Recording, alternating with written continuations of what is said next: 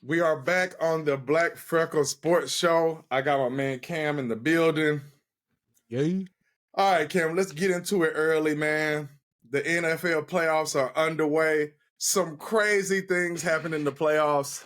So I want to start with one of the most glaring questions, which is the Philadelphia Eagles. What happened, and are the Eagles done? Are the Eagles done? Let's answer that question first. I Go. don't think so. I don't think the Eagles are done. Kelsey brother, Jason Kelsey, he announced his retirement for I think like the third or fourth time. I'm not sure. Ain't retired before. I think he just be on some I might retire every year. No, for sure. But I think that's the only real person that they are not going into the next season with. And as good as he was, I don't think that's an irreplaceable spot for that team. I do think something was wrong with Jalen Hurts, and it looked like he was a little off. I'm not sure what will come out, in down the line this week, what kind of injuries he was facing, but he looked a little off. And then in that regard, I think there's a little bit of tweaking that needs to be done in the off season. If that's the case, if he's hurt, get taken care of, get everything that you need to, get right. And they should be back. The Eagles are done. I always talk about this when I talk about playoffs and teams. And the reason that the Eagles are done is because the Eagles needed to win the Super Bowl last year. They were the best team in the league. They were better than the team that they played in the Super Bowl. They were better than the Chiefs. The Chiefs were similar to how they are right now. And we'll get into the Chiefs because Patrick Mahomes is starting to make me feel uncomfortable about what he can do. But we'll talk about that later. The problem is when you all right, let's say the Eagles won the Super Bowl last year, right? And then this season went exactly how it went, right? We would say, the Eagles will be back. They all right. Super Bowl hangover, blah, blah, blah, the whole nine, right? But when you were supposed to win and you don't, this year looked different.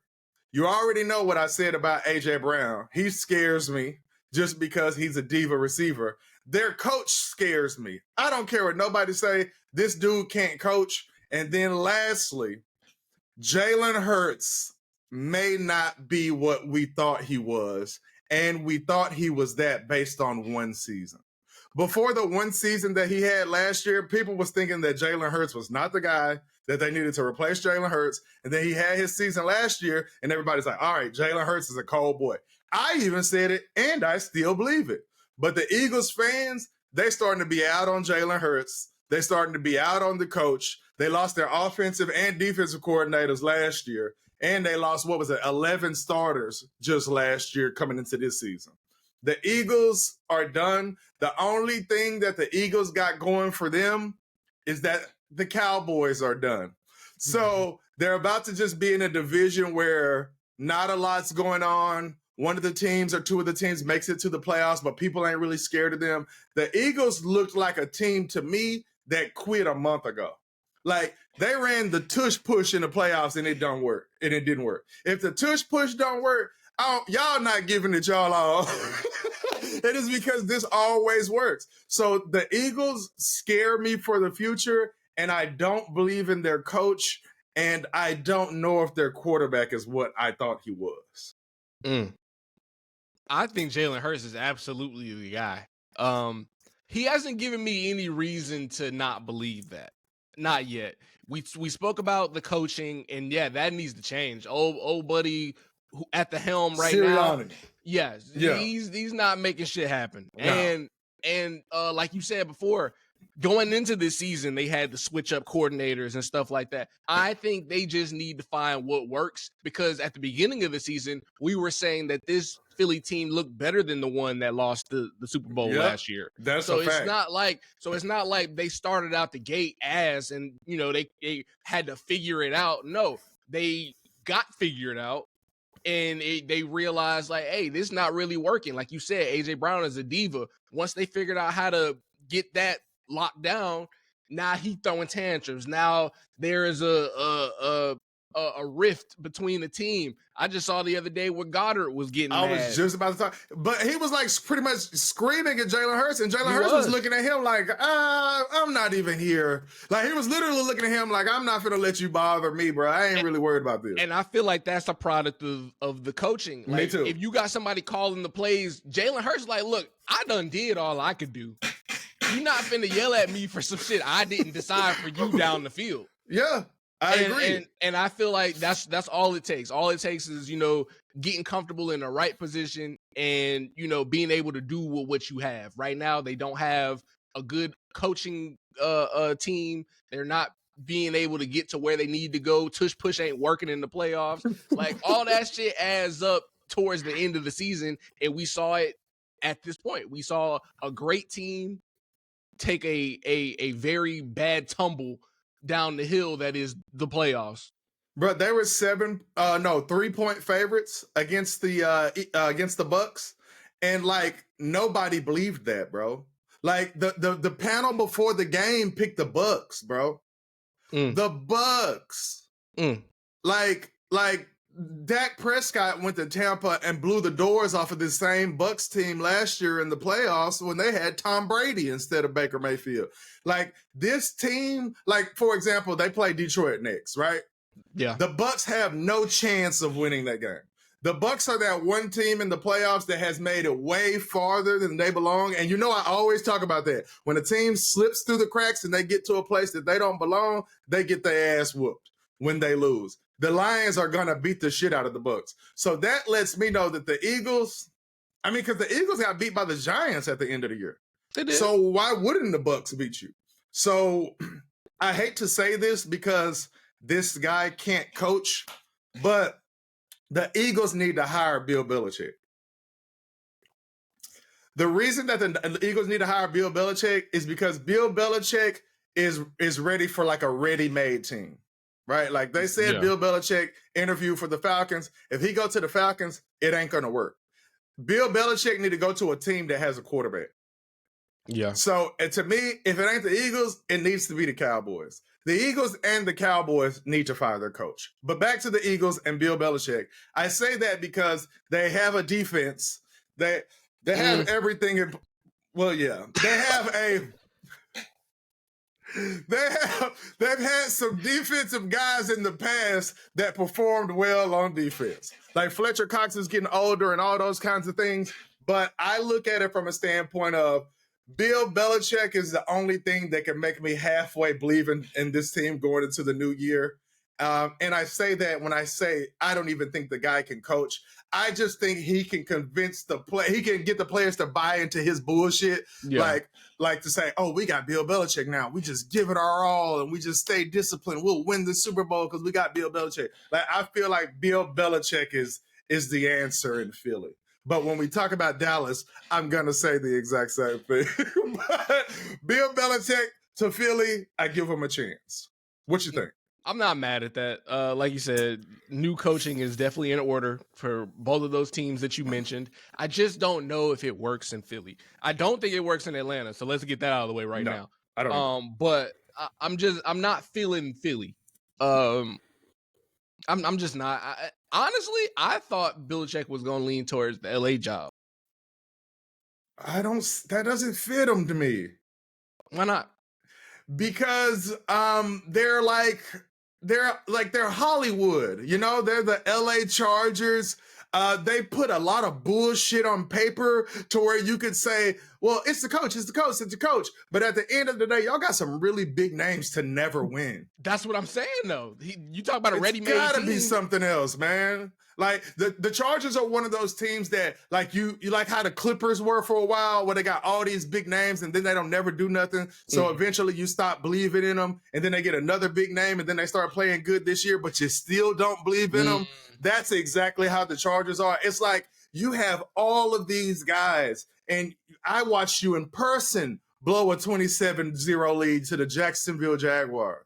Damn. And it's just like, it gotta be something else, man. The Chargers are the Clippers of the NFL. You like that, right? They are. Hell, they're in LA. Yeah. They're in LA. You feel me? It's just like, yeah, man. They got guys, bro, but it just doesn't come together. And I guess you could say it's coaching, but I don't know. Okay, let me ask a different Bill Belichick question here real quick. If you're a playoff team and your coach didn't get you where you need to go, would you fire your coach for Bill Belichick? Absolutely. Me too. 100%. Me too. 100%. Me too. And again, I don't think he can coach like that. But if you give him a ready-made team, I feel like people will buy in. Yeah, they'll fall in line for sure. So if I'm the Eagles, if I'm the Cowboys, if I'm another playoff team that might, the Buffalo Bills, even though Sean McDermott came up and balled, the Bills are essentially need to win the Super Bowl now. Oh. They really do. They really do. You don't believe in the Bills? I don't believe in the Bills, man. How could you not believe in the Bills? Okay, let me ask you. Look who they got to play. In order to get to this Super Bowl, they got to play one of two very, very good teams. Yeah, they do. Teams that I don't think that they can beat. Okay, well, let me just ask straight up. Chiefs, Bills in Buffalo this weekend. Who wins the game? Chiefs. Damn, bro. Because it's not like they got the cold element on them. Damn, bro. Like, Miami is better than the Chiefs, right? We all would agree to that. Right. You already know I was out on Miami a long time ago. You were. And when I guaranteed that Miami would lose their first playoff game, and then they played the Chiefs, as Shannon Sharp once said on Undisputed, it's a done deal. It's a done deal. If I think that you're going to lose to whoever you play, drawing Patrick Mahomes is not the move. So the same thing in your case, if you don't believe in the Buffalo Bills, drawing Patrick Mahomes is not the move. So this is what I will say. The Buffalo Bills are going to beat the Kansas City Chiefs this weekend. But if the Buffalo Bills do not beat the Kansas City Chiefs this weekend, I will not be surprised. But it will disappoint me. And the reason that it'll disappoint me is because it'll make me say, Patrick Mahomes finna win the Super Bowl. That was exactly what I was gonna say. Because we talk about talk about the Bills and believing in the Bills. It's not if I believe in the Bills, it's how much do I believe in Patrick Mahomes. And right now, I believe in Patrick Mahomes better than every soul that lives in Buffalo believes in the Bills. Man, I can't see that, bruh. This game is too competitive and too many just small, intricate things for Patrick Mahomes to keep marching on that field year after year with teams that are not good and winning the Super. If Patrick Mahomes gets to the Super Bowl this year, Patrick Mahomes is the greatest quarterback of all time. And it's because this team should not go to the Super Bowl. This team last game should be this weekend. And so if you beat Buffalo in Buffalo, I got to think that you would have a legit chance against the Texans or the Ravens. And since I do think that he has a legit chance against any of those teams, I believe that he can beat the team in front of him. Fuck, bro. That is too scary. Like when I said earlier, the Eagles were better than the Chiefs last year. You kind of looked like, you know what I'm saying? But when you really look at it, the only reason you say, because one team has Patrick Mahomes. But if you look at like their rosters, like it's not even close. Right. You know what I'm saying? And oh, go ahead. And the Eagles balled. They balled in the playoffs. It ain't like they went out there and it was a stinker and Patrick took advantage of it. Like, that would be like if Buffalo balled this weekend and Patrick be like, nah. I would just be like, fuck. To me, for the Chiefs to win this game, the Bills would have to lay an egg. Because you know the Chiefs' defense is good. Yeah. Remember week one when we were like, hey, do the Chiefs have a good defense? Because they were just coming out of nowhere playing good defense. They play good defense all year. And Patrick Mahomes don't usually have a good defense. So if they can turn Josh Allen over or get some strip sacks or something and they beat him, I'll be like, all right. But I'm counting on. You think so? I'm counting on Josh throwing a big-ass pick in the middle of when they need to make a drive. No, bro. The Bills are winning this game, bro. There's no way they don't win this game, bro. Like, no. If the Bills win this game, I'm going to be mad at the NFL. I already been attacking the script writers, bro. And it's because Patrick's team is not good, bro. It's not good, but Patrick is, though. We can't root against Patrick until we've seen that this is what the norm is. Like, the norm is Patrick Mahomes is going to win. He's a winner. And until he does lose, then that's when I can stop believing in it. But right now, the only person that he done lost to in the big game is Tom. And Joe Burrow. And ain't neither one of them player. Right. And when he lost to Joe Burrow, he came back and what? Yeah. Had his pops out there smoking a cigar. Like, I don't think the man in Buffalo got a chance. But this is my issue. This is not the NBA. This isn't basketball. There are 53 people on this team. Yeah. And if 35 of y'all are better than 35 of our guys, we should not win. Like last year in the Super Bowl, bro, when they did like the top 15 players that played in the Super Bowl, like out of the top 15, like 11 or 12 of them was Eagles. Like I want to say Mahomes and Kelsey was the only ones on the list in like the top 15, bro.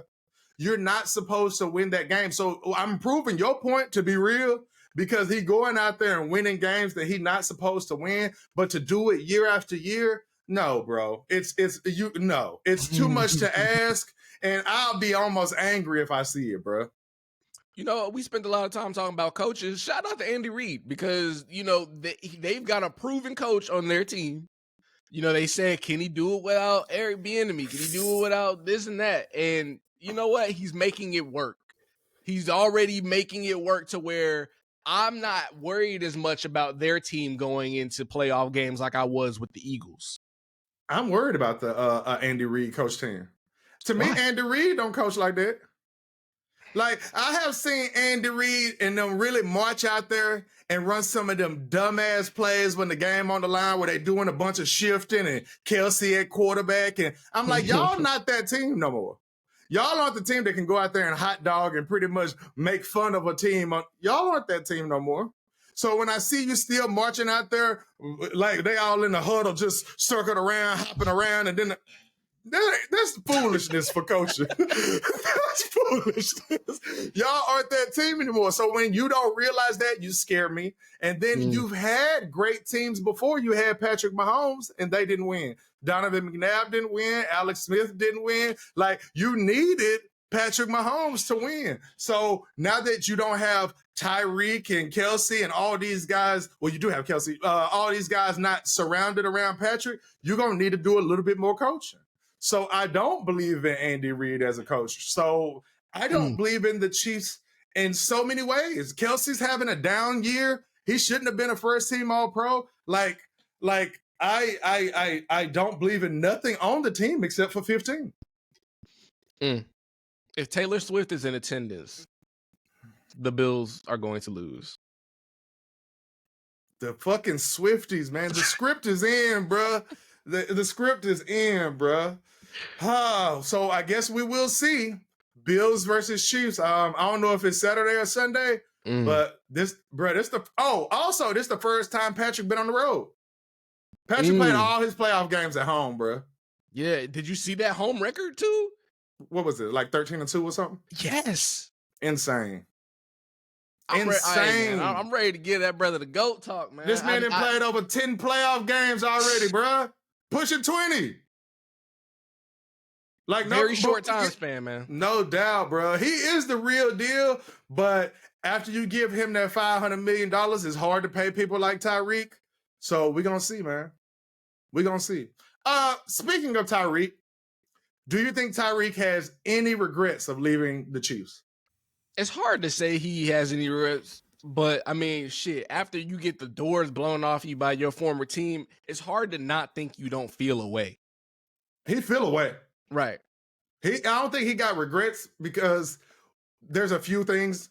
Is like the season that he had. Yeah. He's a receiver, so him catching almost 1,800 yards and everybody talking about him for possible MVP, he liked that. Yeah. He's from Florida, so now that he's in Miami, he's in the better weather. He's got to be treated like a god. It's his team before it's Tua team, to be real with you. Yeah. So from the me standpoint, he has no regrets, and he got paid out of the ass. So he has no regrets from a me standpoint. But from a are we going to win a Super Bowl standpoint, he got regrets. Because the first year you was gone, they won the Super Bowl without you. The second year, they eliminated you from the playoffs. Like, they didn't pretty much say, fuck you, Tyreek, 2 years in a row. Damn.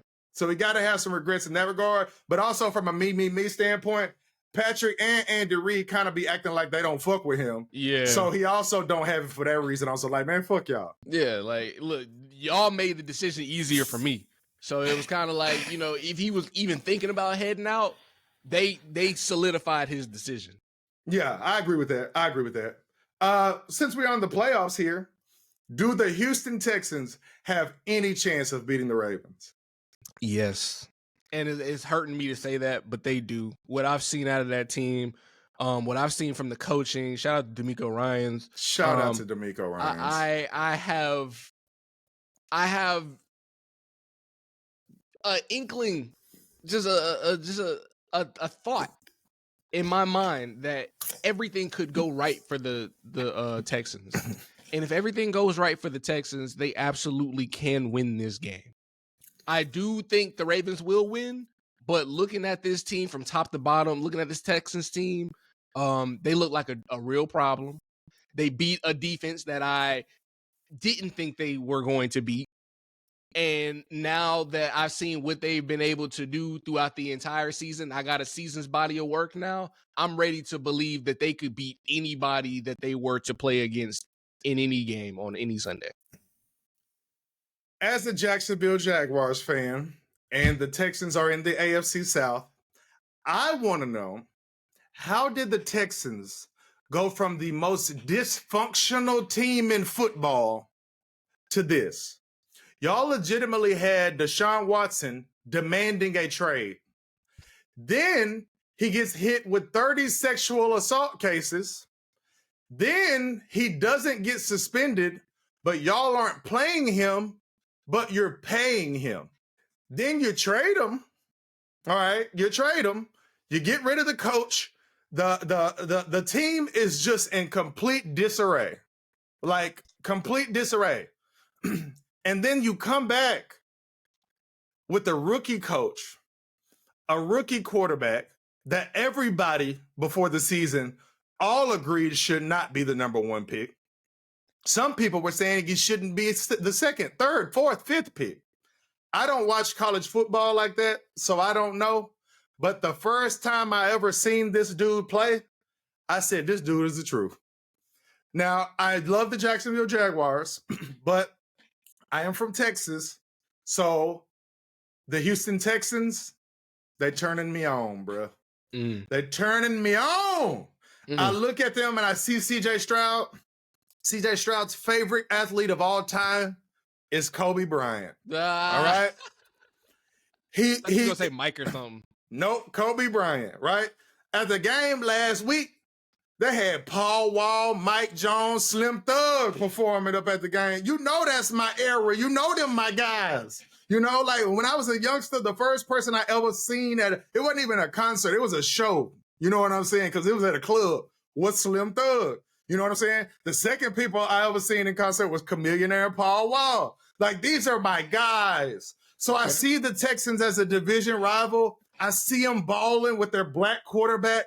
I see them balling with their black coach. They repping Texas. I'm like, damn, I'm in love with these guys. They turning me on, bruh. I want to jump on the bandwagon. You feel me? But I say all that to say, the reason that we think that the Texans can beat the Ravens is because we haven't seen the Ravens play in a week. We saw the Texans play and beat a team that we didn't think they could beat. So I'm going to go ahead and bring everyone back to reality. We're going to stop being prisoners of the moment. The Houston Texans have no chance of beating the Ravens this weekend. Why you flipped it on me? You talking about something they turning me on? Sound like Kerry Hilson just to say they not going to win? I'm talking no chance. Oh, and the reason for that is there's two good reasons.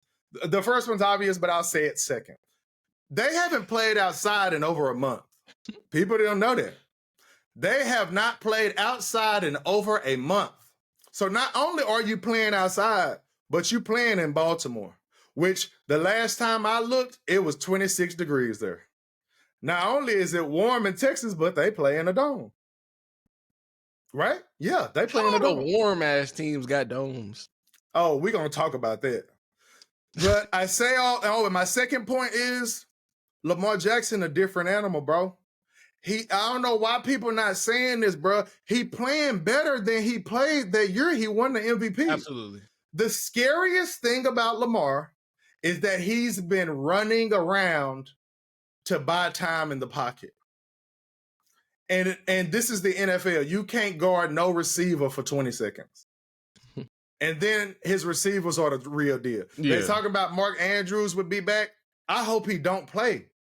Because the first time Mark Andrews didn't play, I couldn't even think of his name. I said, they got some athletic tight end, number 85, on the Ravens, and I see him do stuff that Mark Andrews cannot do. So not only that, Lamar used to throwing him the ball now. Yeah. So I don't want them to change nothing, but Lamar just is a different animal. The Texans defense is okay. They're not going to be able to stop them. And the Ravens defense will be able to do something to get them some kind of trouble. But I do think the Texans will show up, but they have no chance of winning the game. Damn. Okay. No. Shit. So no chance. No. I'm giving them a slight chance, and you're giving them no chance. None. Zero. Gotcha. Literally zero. Like zero. And lastly, I will say, whoever wins this game, I am pulling for them to win the Super Bowl. Absolutely. For sure. So if I'm about to jump on the Texans bandwagon, if you beat the Ravens, I'm gonna be pulling for you. It might be I might have to put on a glass slipper at the end of the day, and it just fit. And I'm a Texans fan now because I ain't gonna even get into the future of my Jags, but I don't believe in it one bit. Right now, they're looking better than the Jags and the other Texas team, the Cowboys. So. They do. It's the Texans division now. Speaking of the Cowboys, are the Cowboys done? Yes.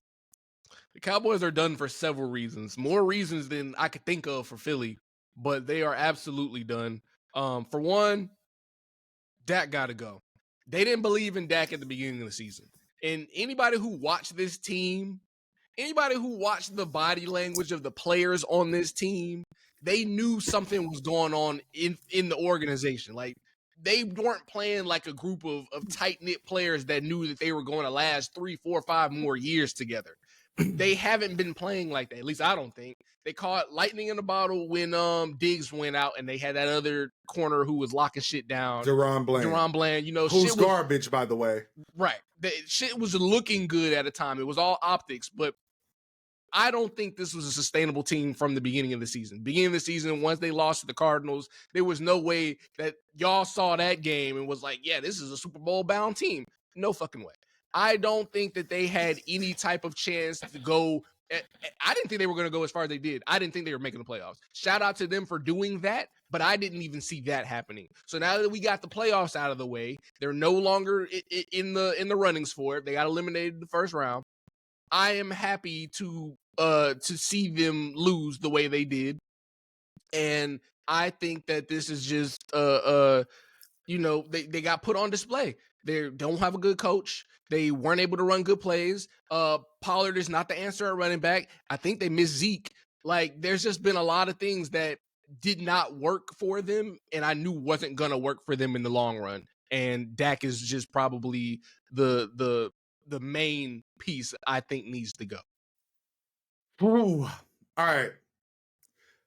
The Jacksonville Jaguars, the Miami Dolphins, and the Dallas Cowboys beat a lot of bad teams this year, and it made people think that they were better than they were.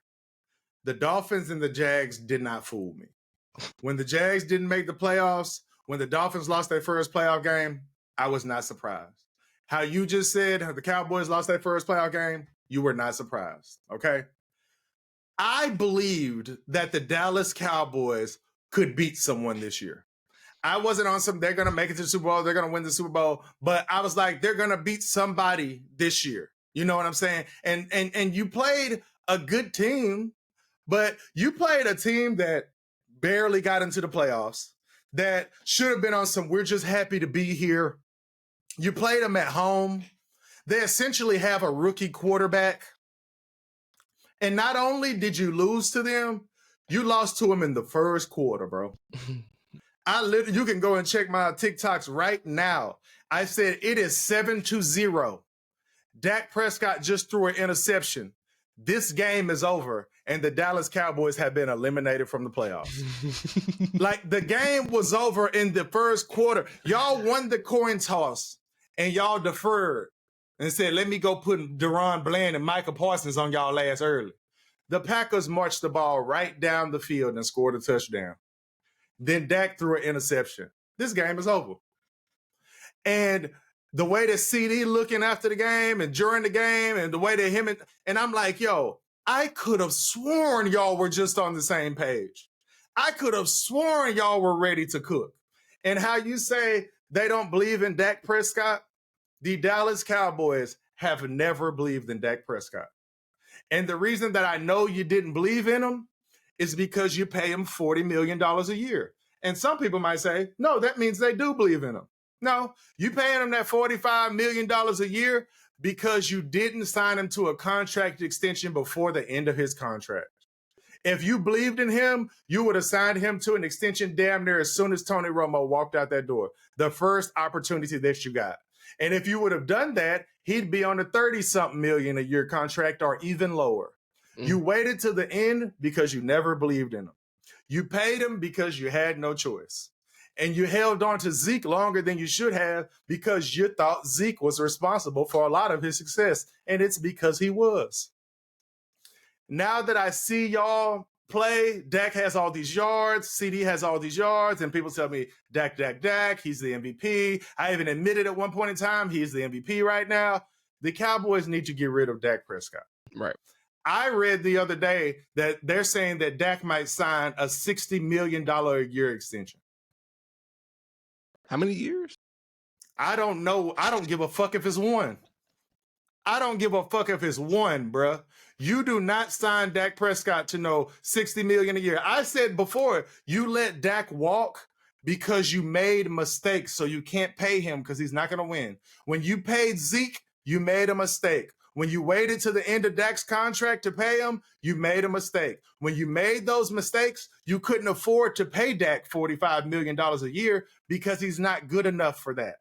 And right now you have him while CD is on a rookie deal, while Micah is on a rookie deal. You're going to have to pay them soon. And you know Jerry's not letting either one of them walk. So you're about to be in salary cap hell. You're not going to be able to get any other free agents come there because you're not going to have any money. So you're going to have to knock it out the park in the draft, and your coach and your quarterback are just going to have to come out of nowhere and become great. You know? I mean, a lot of teams have shown us that their coach can't coach by how they got fired when they were the coach of a different team. You have Aaron Rodgers as your quarterback, and you win one Super Bowl, and y'all don't even really make it to NFC championships. Y'all one and done. You need to be fired, and you don't need to be hired by a new team. You don't know how to coach. And I say the same thing with Doug Peterson. You won a Super Bowl, and within 24 months, you was out of Philly? That let me know you don't know how to coach. You may have had some success, but you don't know how to coach. Because if you knew how to coach, you would still be in Green Bay. If you knew how to coach, you would still be in Philly. Y'all don't know how to coach. So Mike McCarthy has shown me that he don't know how to coach. Yeah. So the Cowboys are done. And I don't see how your future could look better than your past. And your past wasn't shit. Like I don't see the Cowboys having a good year next year as they had this year. Absolutely not. And they didn't do shit this year.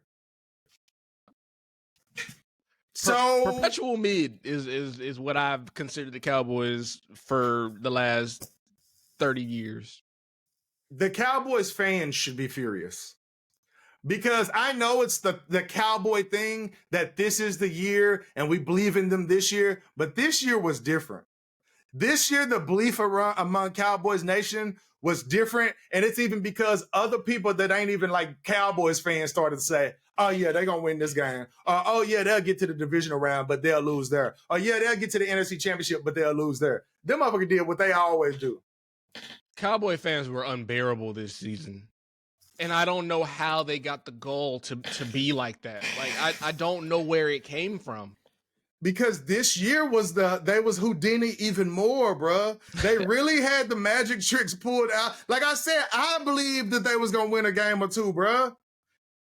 Like, no bullshit. I was In the playoffs? Yes. I was like, if they don't play like the 49ers, I said they gonna win. No. Like, I don't know what to say, bro. Like, I'm like, y'all shouldn't have no fans, bro. Like, no bullshit. Like, this year was different from every other. And how y'all lost. To me, that was the worst loss in Cowboys history, bro. What, to Jordan Love? Yep. Man, somebody told me, I saw somebody say, man, Zeke wouldn't have lost to Jordan Love. And that's also crazy. Y'all have made people like me and you think that y'all need Zeke. When I was the person screaming, y'all overpaid him and y'all need to get rid of him as soon as possible. And it's not like he went somewhere else and balled. Nope. And I'm like, y'all need Zeke? How? Y'all were a horrible red zone team this year.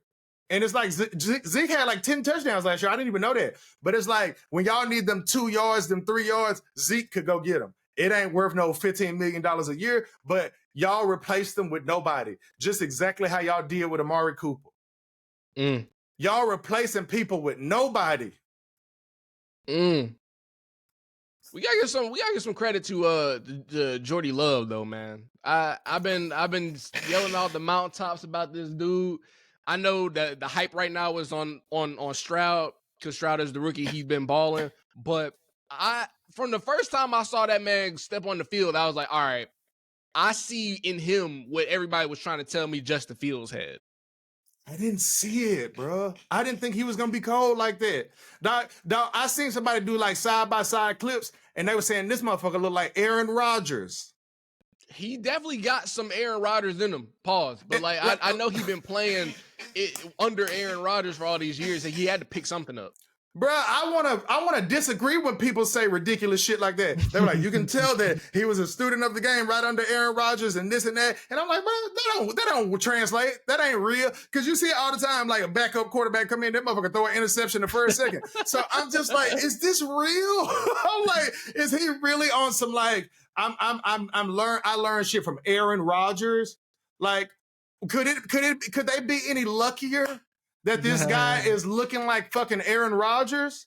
Like when it comes to quarterbacks for the Packers and wide receivers for the damn Pittsburgh Steelers, can they do any wrong? The Pittsburgh Steelers drafting people in the 5th and 6th round at wide receiver that turns out to be Antonio Brown. Yeah. You know what I'm saying? And then you got these guys, they have had a good quarterback, a Hall of Fame quarterback, if Jordan Love is that, for consistently for longer than you've been alive, maybe, bro. For like your whole life, at least. You know what I'm saying? Like, that's a long time, bro. Like, yeah, bro. And I say that as a Jags fan. I say that Trevor Lawrence is not it, but he the best quarterback the Jags ever had. So that would mean that the Packers then had a better quarterback than any quarterback the Jags ever had in history for 30 years straight. Damn. That's just insane, bro. That's insane. I don't know how they could be so lucky. Damn, you're right. I think Jordan Love is that. Let's hope that he is that. But in my heart, I do wish it for him. In my heart of hearts, I think he's that dude. And it's crazy because when he was coming out of college, people were saying like he all right. You know what I'm saying? They was like he all right. But I don't know, man. I don't know, bro. When I see QB start doing that sidearm shit and it's consistent and it's getting past defenders, that's when I gotta look at you like, all right, you can do what a lot of other quarterbacks can't. So you already got that going for you. And he's mobile. And like you said, he's got that tutelage under him. You've seen the flashes of Aaron Rodgers. All those things make a recipe for a great quarterback. And I know that division look crazy because the Lions are there right now, but they might have a problem. They might, bro. They might have a legitimate problem, bro. Well, since we're here, then that means that the Packers must play the 49ers then, right? So, yeah, they have to. Yeah. Those are the only teams left. Do the Packers have any chance of beating the 49ers? They got a chance. They got a chance. I must say they got a chance just because of what I just said about Jordan Love, right? Like, I understand the 49ers got a great defense. Their defense is better than the Dallas Cowboys defense. But is it by that much? No. I Dallas think got a cold ass defense. Dallas has a cold ass really defense, and Jordan Love was able to do whatever the fuck he wanted to do. So whenever. So with that logic, I gotta go with yes, they absolutely have a chance to beat the 49ers. I don't think they will beat the 49ers. Similar to the Baltimore Ravens, we are prisoners of the moment because we did not see the San Francisco 49ers play. And we seen the Packers do something that we didn't think they were going to do. Well, you did. That we didn't think they were going to do. And they did it. The Packers have no chance of beating the 49ers this weekend. None. Like the Ravens and the 49ers are on a collision course to go to the Super Bowl. And the only thing that could stop them is Patrick Mahomes. That's it. That's the only thing that can stop him, bro. Goff ain't that? Nah, he not that. He not that. He definitely not. He definitely not that. He not that, bro. Okay. I'm happy for Detroit. I think it was very, very cool. Not to switch so quick about Detroit, but the Los Angeles Rams were the only team that lost this weekend that should have any pride about what happened to their team this weekend. They're the only team that gave a fuck this weekend that lost. Like we seen the backup quarterback come in twice. Like Jordan Love and CJ Stroud played their first playoff games, bro, and the backup played. Them teams should be fucking ashamed of themselves. The backup played, bro. The backup played. So the Rams should definitely be proud of themselves because the Rams are not good. The Rams are pretty much on some of that Patrick Mahomes shit. It's like, hey, Matthew Stafford, get us done, man. You know some crazy shit. I'm going to get back to the Niners. Matthew Stafford was the quarterback when Calvin Johnson caught the most receiving yards ever. He was the quarterback when Cooper Kupp had that Triple Crown best receiver season ever.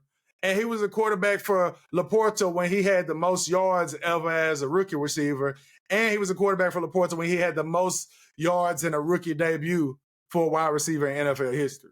Like, this can't be a fucking coincidence, right? That Matthew Stafford was all of their quarterback. Like, I think Matthew Stafford might be gravely underappreciated. I think so, too. Puka. Go ahead. Puka Nacua. What about him? That's his target too, ain't it?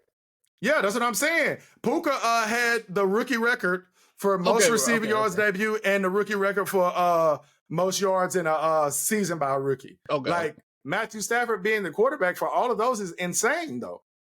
Because Puka was like a fifth rounder, bro. Yeah. I get it with Megatron. Nah, bro. But yeah, I think he's an underappreciated guy. I'm proud of the Rams for actually showing up when nobody else did, giving a damn. They got beat on the holding call, but I didn't want them to call that. It's like it needed to be blatant in the playoffs with the game on the line for a hold. But they put up a hell of a fight, and I was proud of them. But yeah, Jared Goff and them got one more game to play. And you don't think they got no chance against the 49ers? No chance. The 49ers are going to march to the Super Bowl. Earlier in the year, I said the 49ers would easily win the Super Bowl. That. And the only thing that scares me about them not winning the Super Bowl at all is who they're going to meet there. So let's go back to something real quick, because I believe when we had the conversation about whether or not in that regular season between the 49ers and the Ravens, whoever won was going to lose the Super Bowl. Right. So we had the Ravens who won that game. So that means you believe that the 49ers will win the Super Bowl. Now, if they play the Ravens, I do. Now, if they happen to play the Chiefs, if the Chiefs get all the way back to the Super Bowl, they're going to win the Super Bowl. You still think the 49ers, or you think the Chiefs? No, the Chiefs. Yeah. Mm-hmm. Okay. So we are agreeing on that. To me, if Patrick Mahomes wins this weekend, he gonna win the Super Bowl. No doubt. That's truly how I feel. And it's because it's that Tom Brady shit at this point. Yeah. My team don't gotta be better than yours. I'm something else in the playoffs that y'all can't fuck with. Like Patrick and Josh Allen do this too. They run it a lot more in the playoffs. Yeah. They run it a lot more in the playoffs. And when Patrick running that thing, it's hard to stop him, bro. It really is. So, yeah. And that's how much I don't see them beating Buffalo, bro. I don't see it, bro. Like, if Buffalo is ever going to be anything, they have to win this game. It would be better off if they didn't make the playoffs if they don't win this game. They need to win this game. Patrick Mahomes has sent them home so many times. Dog, they had him beat with 13 seconds left. Like, to me, your chances right now are better than your chances of beating him when you was up with 13 seconds left. I said it earlier to you and you responded with, I'll tell you what you responded with. I said, this is the most vulnerable the Chiefs have ever been. And you were like, isn't this the most vulnerable Buffalo's ever been? And I said, no, because they got Stephon Diggs. Remember we had this conversation? Yeah, I do. Okay. So I'm still sticking by that. And now you see the turnaround. They don't look vulnerable no more. They just look like a team that needs to win to me, bro. I think that in itself is a vulnerability. The fact that you need to win, the fact that you have lost to this man that many times, the fact that you got all of this riding on you is a vulnerability to me. And I know you said that Stephon Diggs is the reason why they aren't a vulnerability, but he could very well be another reason they are. That man is a diva. He is AJ Brown 2.0. Like, I feel like he's cut from that same cloth, and we've seen it already this season. And I feel like we are due for a missed pass or missed connection. We're one missed connection away from a historic Stephon Diggs meltdown. And I hope it don't come to that because I like Diggs. I genuinely do. He is one of my favorite receivers.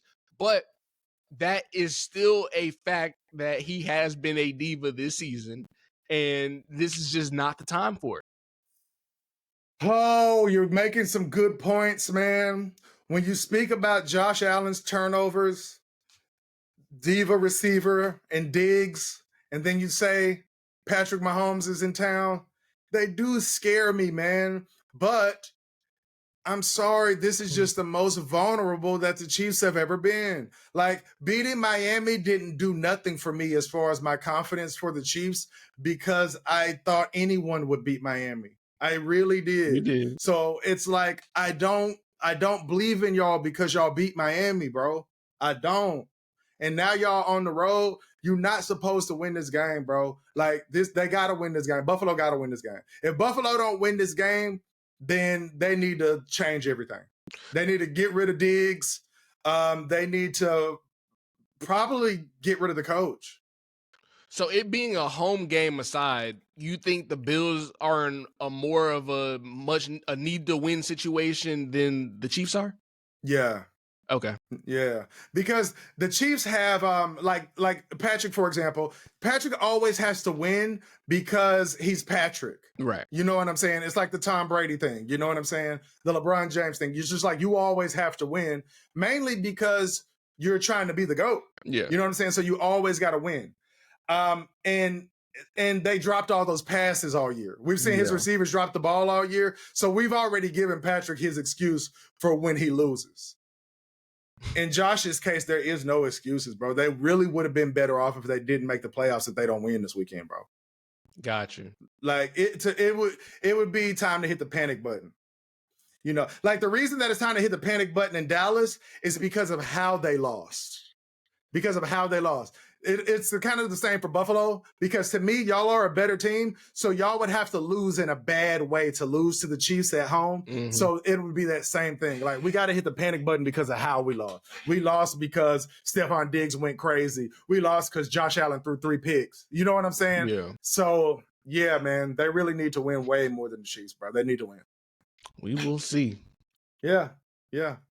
I want to switch gears real quick because I thought of you when I seen this, what was it, Clutch Sports or, no, not Clutch Sports. It's called some kind of sports shit that be having hypotheticals and shit. Yeah. And I seen them saying that, I don't know if he said he want to play with him or they just think it's a good fit, but they was talking about Trae Young teaming up with Wemby, which would clearly have to be in San Antonio because, you know, they're not about to trade Wemby. And what are your thoughts on Wemby and Trae Young teaming up in San Antonio?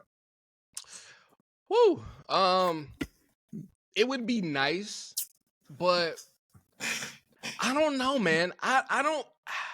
Trae Young is a weird case to me, right? Because he came in the league scorching. Like, when he came in the league, people was like, of course he had his naysayers. Like, how could you pick Trae Young when, they lost that against Luka? They traded for Luka to get Trae Young. So he's always going to have that. He's always going to have the you could have been Luka on his name. Right. I'm not sure how Atlanta feels about that as a whole because, Atlanta culture has accepted Trae Young. He's ice traded gang. They love him. They love him. Right. So, I mean, for Atlanta, it's kind of like you have to live with we could have had Luka, but we got Trae Young. And if you get rid of Trae Young, what are you going to have to show for it? Agreed. So that's the only thing I think would be an issue with it working. Would I love to see Trae Young play with a generational talent such as Wembanyama? Absolutely.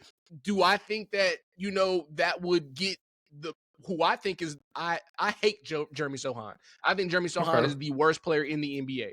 And if you take him off that team and replace him with Trae Young, man, the Spurs would be a great team to watch. I'm kind of with you on that, is that I'd like to see it, but I don't see what Atlanta gets out of this. I only see that happening if Trae Young demands a trade. And I don't feel like Ice Trade would demand a trade. I don't think so either. Also, but I do say this, out of every player in the NBA, to me, Trae Young would be the most desperate to do something like that. And it's because, to me, Trae Young is the best player in the NBA that doesn't have nobody else to help him on the team. Like, he has the worst teammates in the NBA besides maybe like Steph.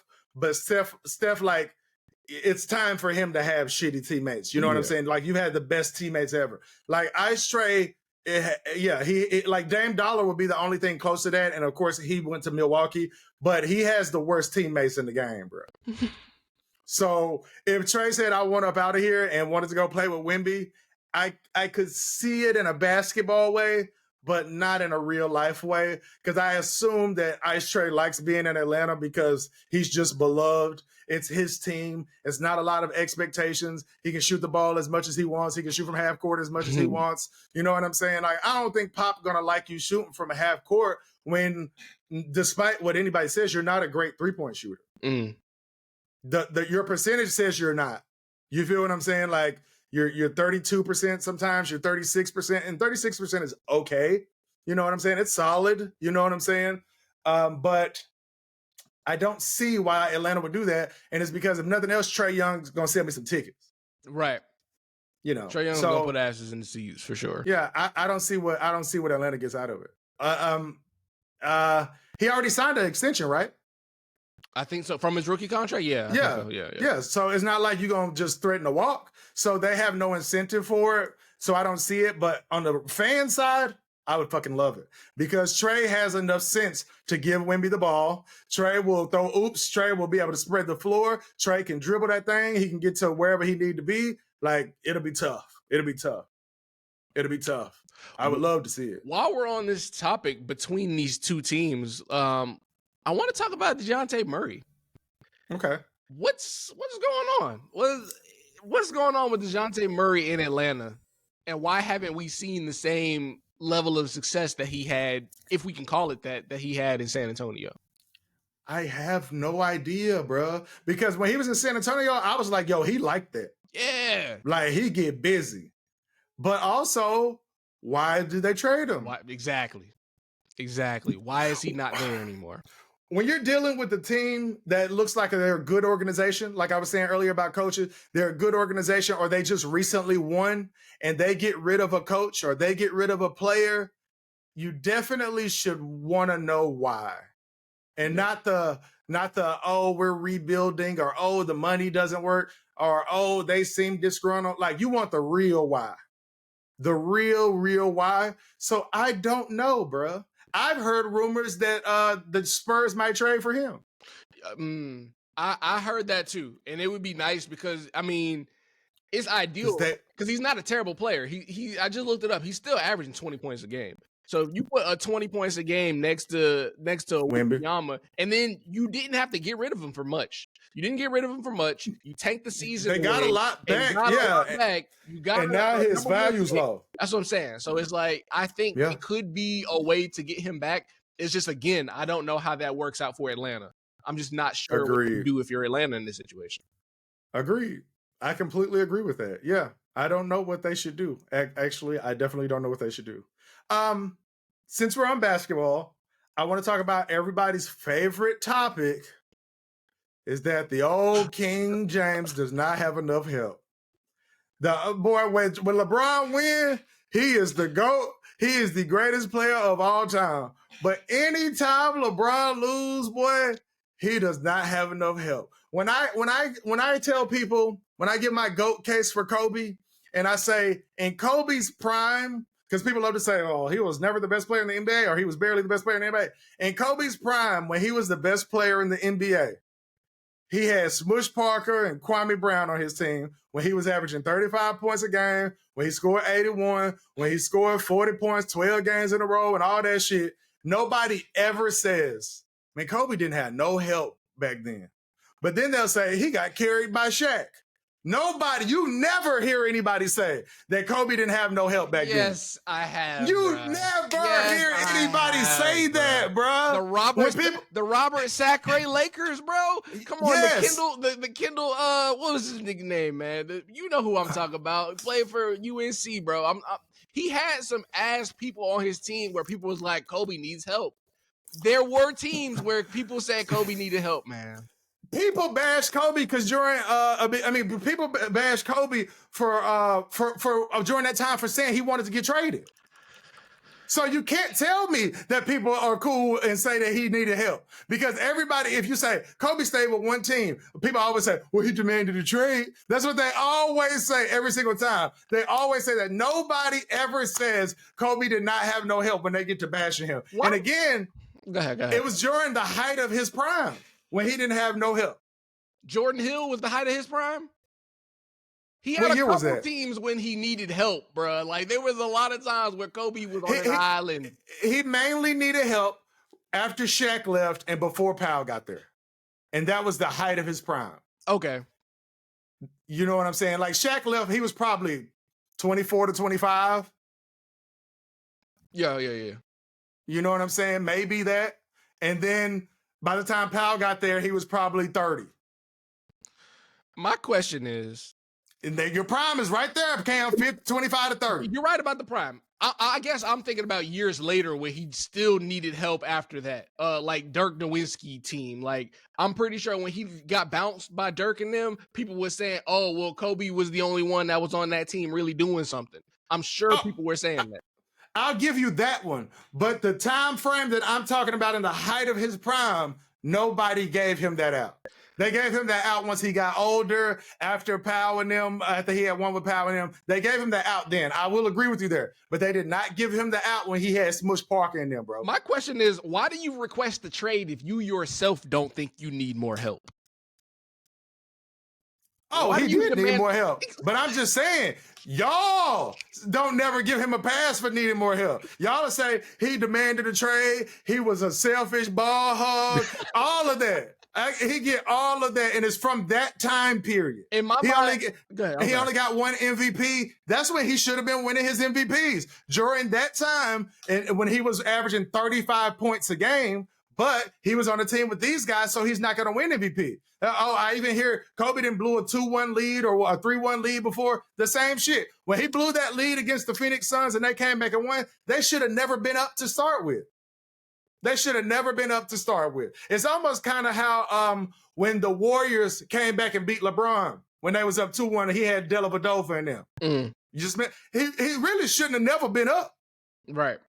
You feel what I'm saying? I do. I'm not going to front. I hold it against both of them. I do. And it's because y'all are that great and you was up. And particularly in LeBron's case, y'all was at home. You feel what I'm saying? But the same thing. That's all I'm going to say. But I'm saying all that to say, I want to get back to the King. All right? The King don't have enough help. Are the Lakers going to blow this team up and do one of their blockbuster before the trade deadline trades? Do they need to? They're not gonna make the playoffs if they don't, bro. I don't think they're going to the playoffs necessarily, but well, you don't actually, even think the Lakers gonna make the playoffs? I think they'll go to the playoffs. I don't think they'll get out of the first round, but I think they're going to the playoffs. Dog, the Lakers 10th, bro. They 20-21. So they ain't playing. They ain't playing territory. They got the last spot to play in. Yeah, man. They'll beat, because I think if they were to play somebody like the Jazz or the Rockets, they'll beat them. They'll get out of the play-in. They'll make it to the playoffs. That'll put them in like maybe the 8th or 7th seed. I don't see them beating the Timberwolves in 7 games. And you know what? If they play the Thunder, they could beat the Thunder in 7 games. That's not crazy. But they're not beating Timberwolves. But they could beat the Thunder if they get to like the 7th seed, which I don't think. I think they'll get to 8. But if they get to like the 7th seed and they play the Thunder, I don't think that's going well for them. Or excuse me, I don't think they'll beat the Timberwolves, but they can beat the Thunder. And you have confidence they will win playing games? Yeah, they'll win the playing games. Okay, so if you're the GM, you keep the Lakers standing pat. Or do you do something? I want to believe in D'Angelo. I want to believe in D'Angelo Russell. Because I've always think he's been a good player. Me too. But I just don't know what he does for this team. Yeah, he needs to be more of a knockdown shooter. He needs to be more of a lot of things. Like I want to see the ball in his hands more times, making decisions for this team. And I don't see it enough. I feel like when he gets on the court for as good, he's too good of a player, in my opinion, to play as passively as he does with this roster. I agree with that. Because he literally could be like the 3rd or 4th option for real. Absolutely. And why he has the talent, I don't get it. I think what it really boils down to is how good or not good Darvin Ham is as a coach. I was just about to ask you, do you fire the coach? I don't think this roster is that bad. I think the roster is good. Like when I literally seen them play earlier in the season, I was like, yo, they got some guys. Yes. You know what I'm saying? You got the one dude that plays great defense. What's his name? Vanderbilt? No. Or Taurean Prince? Who? It's not Vanderbilt. They just, hold on. Let me go look real quick, man. They got a good, Vanderbilt does play defense. He's just not the person that I'm thinking about. Right. But nonetheless, when I look at the Lakers, I'm like, yo, the Lakers have some guys. Like they have guys, when I look at them, I'm like, you surround LeBron and AD with some guys that can play. I don't see how you don't win more games. Oh, it is Vanderbilt. I don't see how you don't win more games. And that right there, because I thought you were talking about Vanderbilt because they don't play him enough. A lot of times Taurean Prince will be in the lineup and I'm like, why is Taurean Prince taking these minutes from Vanderbilt? And it's stuff like that which leads me to believe Darvin Ham doesn't know what the hell he's doing. I mean, in their last game, they played against the Thunder. Taurean Prince played for 31 minutes. He had 2 rebounds, 3 assists, and 3 points. That's what I'm saying, bro. Vanderbilt played for 18 minutes. He had 4 points, 2 rebounds. 2 assists and 4 rebounds. 2 assists and 5 points. He had a better game in half the time, bro. Wow, you're right. It's just moves like that where I'm just like, why do you believe so much in these certain players? Like, I would like to see more out of these other players that you have on your roster. Well, let me ask the real question. How much of this blame do you give to LeBron? Not that much. Not that much. Not that much. Not that much for the whole team. No one man should have all that power, bro. Like, I don't think that there's much that LeBron can do to change the team. Like, other than being himself, other than being LeBron James, what else is he supposed to do to make this team work? Why is LeBron still in the NBA? Because he can still play. But what is he playing for? Because he can still play. Why was Vince Carter playing for as long as Vince Carter was playing? He ain't won shit. I mean, hell, as far as I know, he needs the money. I don't fucking know. But I know LeBron don't. Bruh, I don't even want to be this guy, bruh. I really don't, bruh. But LeBron plays for stats, bruh. I don't want to be the guy, bruh. But LeBron plays for stats, bruh. Is that so bad? Like, what's wrong with that?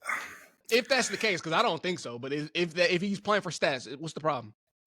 Well, I think it feeds into the narrative that he don't have that killer instinct. It feeds into the narrative that he's not a winner. It feeds into that narrative. It feeds into that narrative that he's all about LeBron. I'll give you the he's all about LeBron and that he's not a killer. I have no problem with telling people LeBron is not a killer. He's not. And I don't think that you necessarily have to be a killer because niggas have won and not been killers before. Only on like stacked teams. That's the only time, bro. That's why the super team thing is such a knock against him, because it make it where you don't have to be a killer. But you don't. You do if you're not on a stacked team.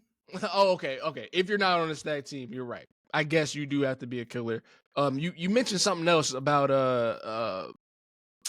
you said he's all about LeBron.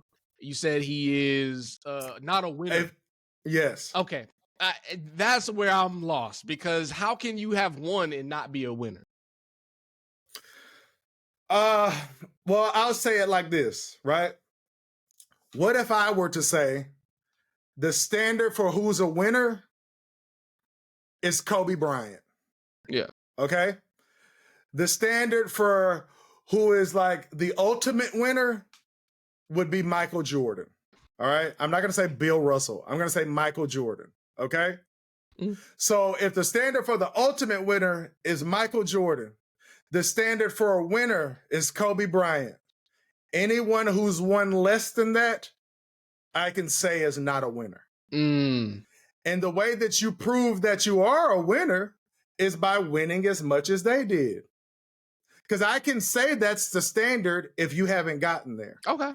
And then if there's no chance of you getting there and you're just going out there and scoring 25 points a night and you're making fun of the Cowboys when they lose while your team is currently under 500, when you score the most points in NBA history and you stop and you celebrate and then you lose the game and you don't really care that you lost the game, it's why people say that he's not a killer. And then people like bring up his stats for last second shots and all that kind of shit. That's not what a killer is. You feel what I'm saying? A killer is someone who's literally exactly what I'm talking about, to the point where if they're playing in year 21, where any year could be my last year, and we don't have no chance of winning a championship, I'm not cool with it. And he seemed cool with it. So that's why I asked the question of, why do he play? In his mind, I don't think he believes he's out of it. I think that's why he can laugh at teams like the Cowboys. I mean, Brian is a Cowboys fan, so that's why he can make little jokes and shit about that, because he might just be realizing that his reality is closer to the Cowboys than he thinks. Like, there might not be a chance for him to win this, but he doesn't believe that. He doesn't believe that there's no chance for him to win that. And I think that's why he's still playing, because in his mind, every time LeBron suits up, he thinks he can beat that other team. And I don't know what you call that mentality, but that sounds like a winner to me. I don't think he believe that. I do. I think he can score against them. I got in the biggest argument the other day with people trying to tell me that LeBron James is a pass first player or a playmaking first player, and I could not believe it. What? I said he is a scorer. Come on, bro. All that other shit is not true. Okay? Come on, bro. We cannot have it both ways. We cannot say that every time LeBron needs to make a bucket, he always passes, but then say he's not a pass-first, playmaking type of player. We can't say both things. Because if he wasn't a pass-first player, why would he be looking to pass first to make the play? Because he don't want the smoke. Because he's not a killer. That's why. He a pass first player when the game on the line. Oh my goodness, I'll admit that. He passed first with the game on the line. He definitely passed first with the game on the line. Hell yeah. We on the same page with that all day. But yeah, outside of that, hell no. I've heard it all. All right. So in game 5 against the Detroit Pistons, he scored 25 points in a row. That's a pass first player? Who is he playing with, bro? Come on. Look at the Y'all team moved the goalposts for LeBron. No. What was that? He either pass first player or not. Was that his second or third year in the league when he played the Pistons? Come on now. I want to say it was his fourth year. His fourth year? Okay. Fourth year in the league, game 5. So we're talking about game 5 after I'm pretty sure was already down 2 games. Maybe. So did they get swept? Oh, no, they won this game when he came back and scored 25 straight points. Right. So I want to say they won the series. Against the Pistons?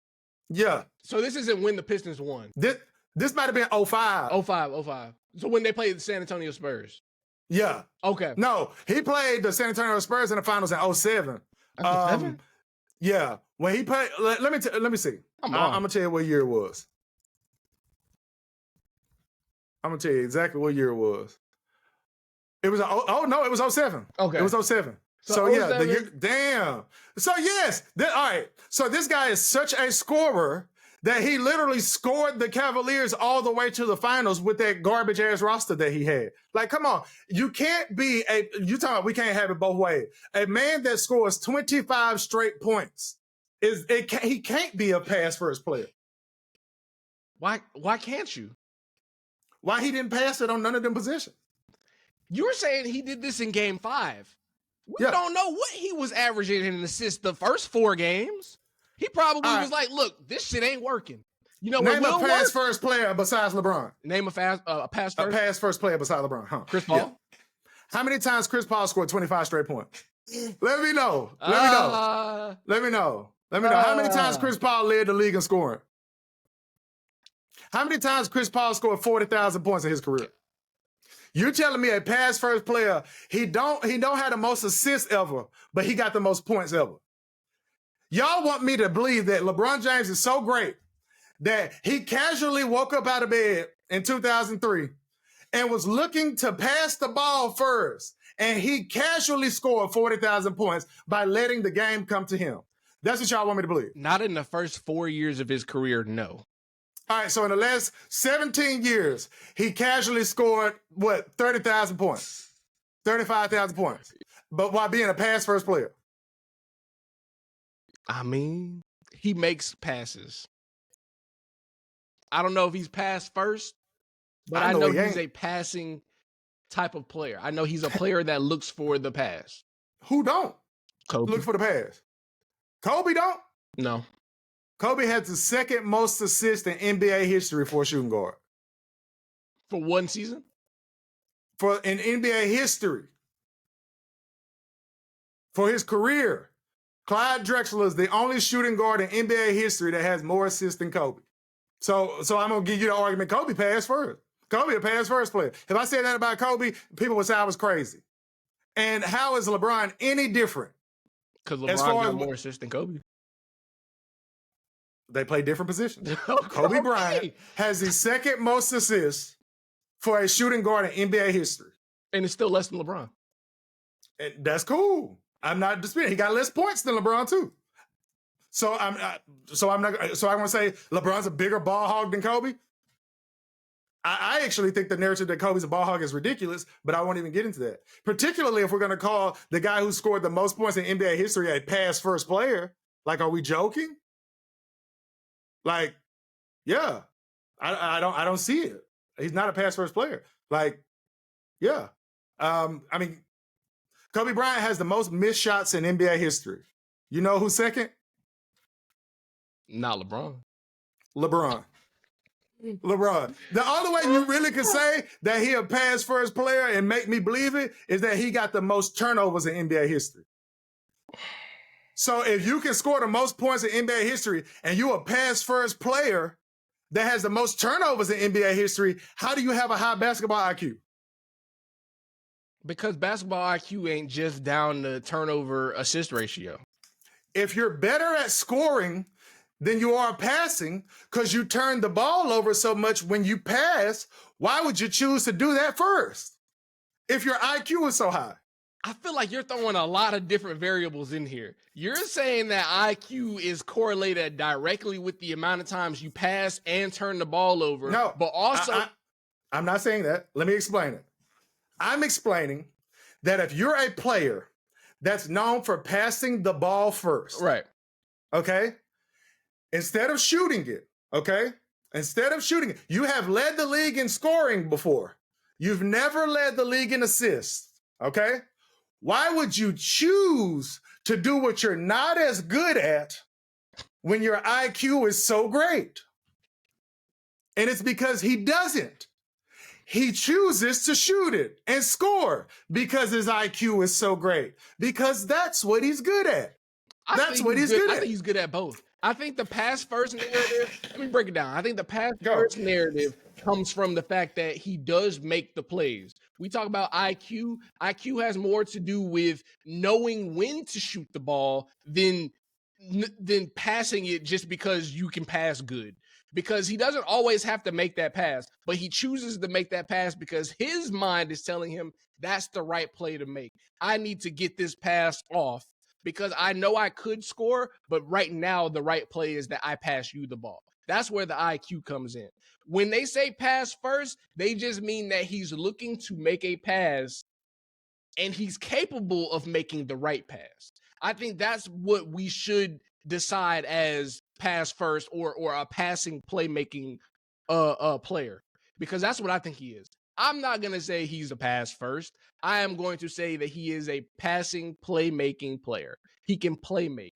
I won't put that guys on D Wade. I won't put that on LeBron. I won't put that on the guy that you said was the second best the shooting guard with the second most assists. They're not playmakers the way LeBron is. I completely agree with that. LeBron is a phenomenal playmaker. LeBron is a phenomenal passer. He just isn't a pass first player. I'm completely fine with that. He's a much better passer than Kobe. To me, his passing is literally up there with whoever, Magic and shit, to be completely honest with you. So that's even why I think it's crazy when somebody tries to say somebody like Magic is better than LeBron. I'm like, LeBron is just as good at what he do best. You feel what I'm saying? But yes, LeBron, that's what makes him so great. What makes him so great is that, for starters, he's an all-time great scorer. That's the number one thing that makes him so great. And then the secondary thing is he can rebound, he can pass, he can play defense, he can do everything else. But what he looks to do first and what he's best at is scoring. That's all I'm saying. I'm not saying he can't do the other things. I'm not saying he trash. I'm not saying he a ball hog. I'm not saying he turnover prone. I'm not saying none of that shit. I'm just saying that what he's best at is what he looks to do. He like the argument for why he is the GOAT is because couldn't nobody stop him from scoring. So I don't understand, like LeBron's got to have all of these imaginary things. Like I always say, like, he makes his teammates better. Like, that's not even true. It's just shit that people make up about him that makes me sour about his greatness. Because I'm like, y'all don't even understand why he great. So I'm not going to even start to argue with you because you don't know what the fuck you're talking about. I'm not mad at your take at all. And you're right about him being that much better at scoring than passing. My thing is, when you're as good at both, why not do both? And he does both. He just does one first and it's shoot. I think to a certain extent he did, but I would say since he put on a Lakers jersey, he has been looking to pass. Last year, for most of the season, he was leading the league in scoring. That's fine. Was he leading the league in assists? Probably not. Because you know There's what? No probably. We both know he would. You need somebody on the other side of the ball to make an assist happen in order for it. Because so that alone, you can score. You can control all the points you score. You can't control how many points somebody else scores once you pass them the ball. So no, he might not have been leading in assists, but to say he wasn't looking to pass with an Anthony Davis on his team, saying he wasn't looking to pass to the corner shooters that he has on his team, is just saying that you didn't watch those games. I believe he was looking to pass. I believe he looks to pass, just not first. That's all I'm saying. That's literally all I'm saying. And he shouldn't look to pass first. Like, that's one of the things I'd be knocking him about even at the end of the game. Don't pass these fools the ball. Why would you? Don't pass them the ball. I don't want you to pass them the ball. They're not as good as you. You know what I'm saying? So Yeah, I think that. But now that you mentioned it, I do think that's where the narrative came from. That he passed the ball at the end of the game, and I don't love that. I don't love that. You know. My last question is: do you think that since he's been on the Lakers team, since LeBron has been wearing a Lakers jersey, has he been the best player on that roster? Oh yeah. Okay. For sure. And I hate to. It's sad that he's the best player on the roster. I say it all the time. It's really a disservice to his greatness to be on this Lakers team. And I meant that from the second that he got there. You know. And I've already said that I don't believe they would have won the championship without the bubble. You know what I'm saying? But I'm happy that he did win that championship because it didn't make it to where they completely wasted each other's time. Because right now, LeBron James is wasting the Lakers' time, and the Lakers are returning the favor. Like, they're the match made in heaven for mediocrity and bullshit. Like, no bullshit. They are a match made in heaven. Oh, wow. What a way to put that. Yeah, straight up. Well, that's that, man. I got 9 more minutes left of me if you got time. Yeah, what's up? Let's see. I definitely had some other questions that I wanted to ask you. Let's see here. Let's talk about the NFL weather. Ooh, yeah. It's looking like it's going to be cold in Baltimore. It's looking like it's going to be cold in Buffalo. Shit, it's cold here.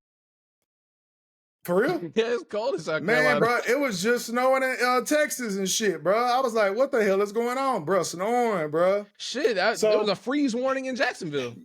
For real? Yeah. You seen that reporter that asked Todd Bowles? She was like, how are you preparing for the cold weather in Detroit? Do you have your guys doing any additional things? And Todd Bowles was like, we play inside, right? It's a dome. He's like, you know when somebody says something so stupid that you almost feel like you're being rude just by like responding. Yeah. He's like, he ain't know what to say. He was like, we play inside, right? It's a dome. She was just like quiet. I was like, man, come on, man. Damn. But I mean, that just goes to show you that there is not enough teams that play in cold weather that have a dome. I know. Like, no bullshit. I was saying on the internet recently that every team should be required to have a dome. I was attacked on the internet. And then the cold weather people said something that I thought was stupid, but I'd like to know if you give it any validity at all. They said, what about when a cold weather team got to go play in the hot sun? They said, like in Miami Stadium, on the visitor side, they got the sun beaming right down on the visitor side, but it don't beam on the home team side. So you out there hotter than the Dolphins. What about that? There's validity. There's definitely validity because just as you got extreme cold, you got extreme heat. And especially as somebody who grew up in Florida, that heat different. That heat is different, and you are prone to having a stroke out there. You know, I thought I was going to die at the Jags game before. I'm not even bullshitting. Bruh. It was like 108, 109 there. So I do see where, the argument can be made. But that just goes back to what you're saying. Every team should have a dome. That's exactly how you mitigate the issues right there. You just make it so every team has the same playing field. Straight up. Let the away team pick if it's open or closed. Right. You feel what I'm saying? Like, get you an open or closed dome or just get you a dome. You feel what I'm saying? Man. When it's nice outside, drop the top on it. Man. You smell me? And it's like, y'all got all this money. If y'all spending $14 billion on a stadium, I'm 100% sure that it could be a dome. Absolutely. They say they asked the people in Buffalo, the season ticket holders in Buffalo, if they wanted their new stadium to be a dome, and they said no. Like, I heard somebody online, he said they're getting paid millions of dollars and that to play. And because I said, y'all can't be serious about player safety if you cool with them playing at 15-degree temperatures. All right. They said, well, they getting paid millions of dollars. I said, that would be like saying they getting paid millions of dollars to get hit helmet to helmet. Or they getting paid millions of dollars to tear their ACL. Right. So to say, hey, I'm cool with it because they getting paid millions of dollars. And somebody said, it's not the same. I said, it's exactly the same. You saying that they signed up for this because they get paid millions of dollars. I said, well, they signed up to get hurt. Every NFL player is going to get hurt. Absolutely. And they signed up for it. So when they sign up for it, I can't say, when they say, hey, we're trying to make the game safer, I can't say, man, hell no, don't do that. They signed up for helmet to helmet. They signed up for CTE. I can't say that. No. So if we're looking at it from a safety standpoint, to just say they signed up to play in 15-degree weather or rain or snow is bullshit to me. I need a better reason than that. Yeah, that's the shitty reason. If not for nothing else, like you said, you can't be serious about player safety. You can't. Because I had other people say, football has always been played in these elements. And I said, right. And I could always hit the quarterback low. And I could always come and hit you helmet to helmet. Right. And I can launch at you. And I can hit a defensive receiver. And I can put all my weight on the quarterback.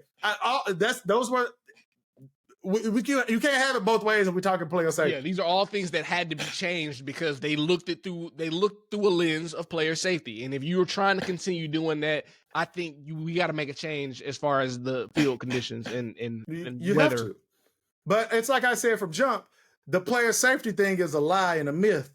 Yeah. All that shit come from that damn concussion movie and all that type of shit. It's a lie and a myth. And it's like, we want the players to be safe. You don't want them to be safe. You want them to be available.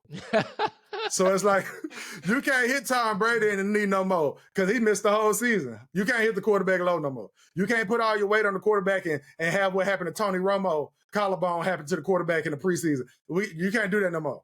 And it's because I want them to play. Right. And you can't hit the receivers because I want them to play and score touchdowns.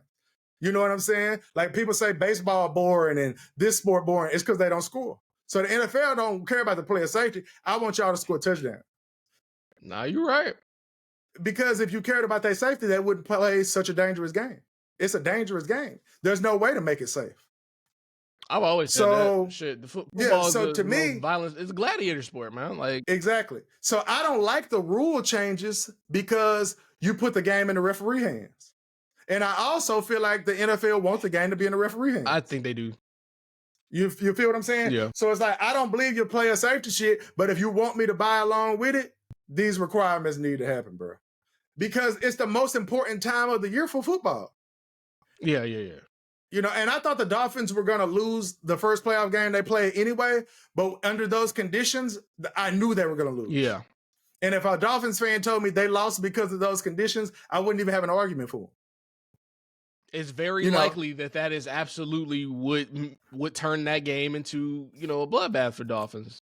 It defeats the purpose of the game. Like, we get here because we this team, we all fast and running around and can't nobody stop us. And then we go and play in the snow when it counts the most. Right. So we can't play our type of game that we've been playing all year. So we did it for nothing. And then people say, well, if you win, you get to play at home. I don't dispute that, but that's not realistic. Somebody got to play on the road. Somebody got to play on the road. So the shit is just dumb. I don't like it. And I'm like, literally, me and you apparently are in the minority here, bro. Yeah. Somebody even said it take away the home field advantage. Somebody said that too.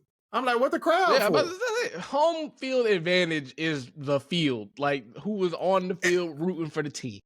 Exactly. Home field advantage is on third down. These people are screaming their fucking lungs out, and I can't hear the play call. Right. I can't hear the audible. Like everybody in here is rooting against me. That's home field advantage. It's like the NBA. That would be like saying the NBA don't have a home field court advantage. Yes, it does. Yes. So I don't get it, bruh. And I really think that people who don't think this is a problem are crazy. Do they always play Kurt Super Bowl? Warner said it. Do they always play the Super Bowl? They always play the Super Bowl in a place that's hot or a dome. If they're playing in Minnesota, it's because they got a dome. The Super Bowl been played in Florida more than any other place. The Super Bowl get played in Florida, Vegas, Cali, Texas. You know what I'm saying? They're never going to have a Super Bowl in Buffalo. They're never going to have a Super Bowl in Baltimore. So it lets me know you want the game to be in good conditions. I don't understand why I asked the Super Bowl question, because that was going to be my main argument. Like, where do they play the greatest game at? Exactly. So you're already telling me you want it to be the best weather at this time of the year. Like, come on, man. I don't like none of that shit. That shit whack, bro. Like, that shit whack. Like, I remember the Bills and somebody played a game forever ago where the field goal kickers are kicking the ball in the snow. That bitch would go off to the right, go off to the left, to the point where they wasn't even kicking it no more. Like, I want to say I seen LaShawn McCoy run into the end zone. He like the only person to score the whole time. It's snowing like a motherfucker. It's 6-0 at the end of the game. Everybody in the snow. I'm like, this ain't even real, bro. This don't have nothing to do with which one of these teams are better. No. It really have to do with like who can play in the snow better. And that don't make no sense to me. No. Why have a factor of the game that don't even have anything to do with the game be a factor? And it wasn't a factor all year. It wasn't. You got maybe no 2 sense. months where it could be a probable factor. Like, no doubt. Yeah, nah. And like I said, the Texans, they haven't played outside in a month. And now they're going to Baltimore. Now they're going to Baltimore. It's going to be tough. Shit. May the Lord be with them. May the Lord be with them, man. Texans, no chance of winning. Detroit Lions, no chance of winning. Might just do me a little parlay on that, man. Go ahead and take the favorites on both, man. Damn. It's hard to argue against that. Yeah. All right, man. It's been real. We up out of here. Black Freckles Sports Show. We gone. Peace.